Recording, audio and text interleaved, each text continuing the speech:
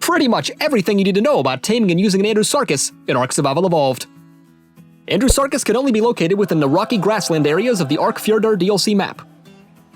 Using an S+ tech transmitter, I was able to scan and locate all of the available Andrewsarchus spawns on the map, so you can use these rough coordinates if you'd like. These rocky grassland areas are known as the Foreign Lands to the north, the Broken Meadows to the east, and the Varda Lands to the southwest. Andrewsarchus are fairly passive towards other creatures unless provoked or attacked, and can be found simply strolling through the grassy plains, minding their own damn business. Use caution when approaching them, though, as apparently they have a burning hatred towards survivors and will attempt to murder your face with their dirty little hoof claws. I realize that hooves and claws are two very distinct things from one another, but how else would you describe this? I will only accept hoof claw or claw hoof as viable answers. Naked grandma! Naked, huh? If you're still having trouble locating them, just listen for the ruffling sounds of forest foraging and echoing screeches of that guy from Deliverance to bag yourself a pig! Boar. Wait, warthog? Dog, maybe. Look, I don't even know what this thing is. The wiki page suggests it's part of the Whoopi Goldberg family. Apparently it's more closely related to whales and hippos than anything, and if you ask me, neither of those things look like Whoopi Goldberg. Alright, so how do you go about taming one of these boar dogs, you might ask? Well, the Andrewsarchus is a passive tame that must be fed giant bee honey and ridden in a manner similar to the Equus, but with a few added mechanics. As aforementioned, they can be quite hostile towards survivors, so ghillie armor, cactus broth, and bug repellent are recommended to make the process smoother, but not necessary to effectively tame one. Andrewsarchus often spawn in groups of 2 or more, and given that you can only tame one of these at a time, it's in your best interest to dispose of the ones that you don't want before beginning. If you happen to net projectile the one that you want to tame, you'll have to completely leave render distance and return in order to reset its aggro. I tested to see if simply dropping all of my items, killing myself, and respawning nearby would reset aggro, but for some reason it didn't, and the Andrewsarchus instantly aggroed me once the net wore off. It would seem that it's necessary to physically leave render distance in order to fully break aggro, so having a fast flying mount nearby is a good idea in case you need a quick getaway. Okay, so now that we have all the preliminary stuff out of the way, we can actually begin the taming process, which is fairly straightforward, but frustrating for your first time. Begin by consuming your cactus broth and bug repellent if you have it, and place multiple giant bee honey on your bar. Next, start sneaking towards the Andrewsarchus and throw a giant bee honey on the ground to distract it. You can throw honey by pressing the corresponding key binding on your hotbar. Once it starts to eat the honey, quickly approach it and press E to begin riding it. The process of breaking in an Andrewsarchus plays out like a mini-game of sorts. The arrows depicted on the screen represent the left and right directional keys that you have to press and hold to successfully tame it. If you're pressing the correct key at the correct time, it will light up with a green check mark and progress the taming bar at the bottom of your screen. If you're pressing the incorrect key, it will turn red and steadily drop the taming effectiveness.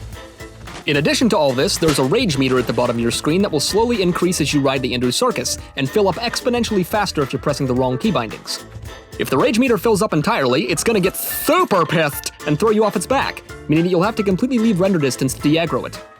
As a quick side tip, net projectiles will completely reset the taming progress, so don't use them once taming has started. In order to avoid being dismounted and aggroed by the Andrewsarchus, you could choose to manually dismount right before the meter reaches full capacity, which prevents the Andrewsarchus from aggroing you and also maintains all of your taming progress and established effectiveness. As another quick side note, the Andrewsarchus will sometimes rear kick you even if you dismount preemptively, which can do a ton of damage if you happen to be on a slope. Luckily, giant bee honey is a great healing food, so you may want to shove some of that in your face to heal up between rides. Simply repeat this process of feeding the Andrewsarchus a giant bee honey and then riding it to participate in the minigame to complete the taming process. The taming effectiveness that you end up with is solely dependent upon how well you performed in the minigame. As you can see from my first attempt, I ended up losing a level because my reactions weren't quite fast enough to keep up. The Andrewsarchus doesn't require a saddle in order to ride, but can be provided one for increased armor and advanced functionality. The Andrewsarchus saddle can be unlocked at level 74 using 45 engram points and crafted within a smithy using the following resources. Andrewsarchus are omnivores and will eat raw meat or berries as a food source from here on out. Fucking delicious. Alright, so let's dive into the controls and functionality of the Andrewsarchus to showcase some of what it can do. The Andrewsarchus saddle is necessary in order to take full advantage of their various mechanics and functions. The Andrewsarchus features a basic bite attack with the left mouse button that does moderate damage, a rear kick ability with the right mouse button that does mild damage and also applies a slowing debuff to the target, the ability to sprint and accelerate with the shift key, a C key boost ability, a control key turret mode that allows you to shoot advanced rifle bullets with the right mouse button, the ability to sink to the ocean floor by pressing the X key while swimming, and a spacebar jump ability. The Andrewsarchus features a rather interesting momentum-based speed system, in which you gain acceleration while continuously sprinting. While this system isn't entirely new to the game given its origination with dire bears, it's been heavily improved upon with the Andrewsarchus.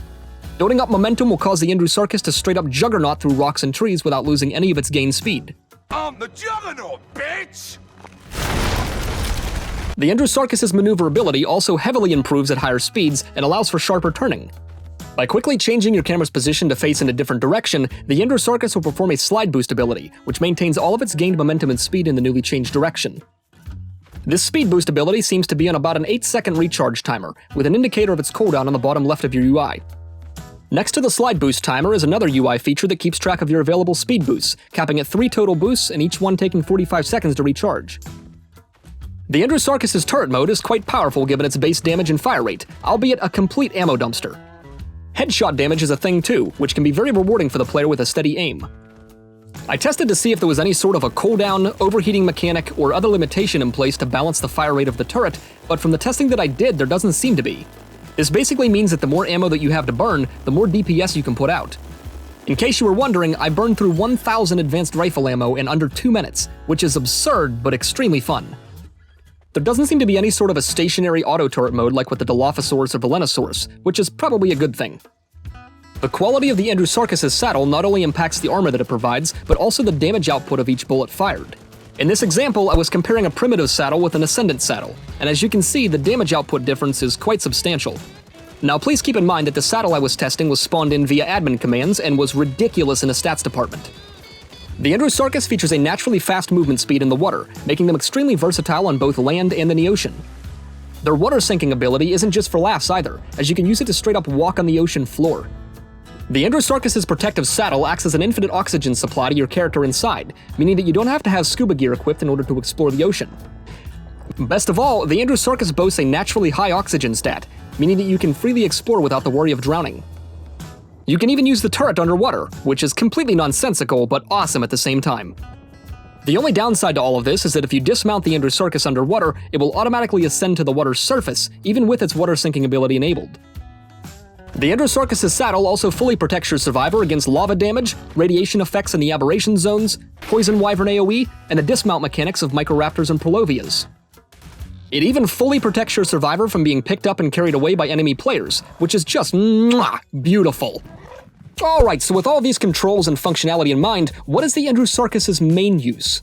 Aside from giving me the sudden urge to mass-produce ammunition like a doomsdayer and set flame to a genocidal warpath more deadly to the dinosaur species than a meteor strike, well, given their fast movement speeds, advanced maneuverability, protective saddle, and impressive damage output, I would categorize the Andrewsarchus as either a travel mount or a PvP mount. If a travel mount is what you're looking for, you want to invest mainly into health, weight, and movement speed, with optional point investment into stamina or oxygen. The Andrewsarchus can achieve some very fast movement speeds both on land and in the water, especially with point distribution into movement speed. Combined with their naturally high health, stamina, and oxygen pools, they can make for an extremely well-rounded travel companion. On top of this, their protective saddle is a godsend when it comes to shielding your survivor from environmental hazards and all the various creatures that can dismount you. If a PvP mount is what you're looking for, you want to invest mainly into health and weight, with optional point investment into stamina, melee damage, or movement speed. The Andrewsarchus's turret mode can put out some crazy range DPS, especially with a higher quality saddle equipped. Their advanced maneuverability at higher speeds makes them far more agile than most other creatures in ARK, making it very possible to quickly take down enemy tames from afar while keeping out of the immediate danger zone. On top of this, their protective saddle completely eliminates the fear of being picked off the back of your tame during a heated PvP fight, making them one of the most valuable tames to have on the front lines. Alright, well that about wraps up this video. Thank you so much for watching! If you enjoyed, then please be sure to leave this video a like down below, subscribe to the channel with notifications on to stay up to date on all of my latest content, join the Discord for a community of like-minded woodland creatures, and please keep leaving me comments because they warm my little bana heart. Thank you again so much for watching, and I will see you guys in the next video.